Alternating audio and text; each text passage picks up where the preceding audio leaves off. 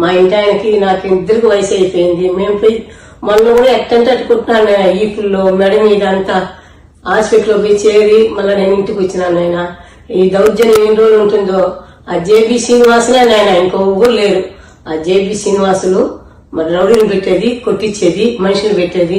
నేను ఇంటికి పోయి అడుక్కున్నాను. ఆయన జేబీ శ్రీనివాసులు ఇంటికి పోయినా నేను గొంతులు వాడద్దు, కట్టద్దు, నాయం ఎట్టుంటే అది కట్టుకుంటావు, నువ్వు ఎప్పుడో తీసినానన్నావు, నువ్వు అప్పటి నుంచి ఏంటి కట్టేది? నేనా అప్పటి నుంచి నువ్వు ఏంటి కట్టేది చెప్ప, నువ్వు కట్టుకోండేది. ఈ రోజు నేను ఏంటికి వచ్చుంటాను?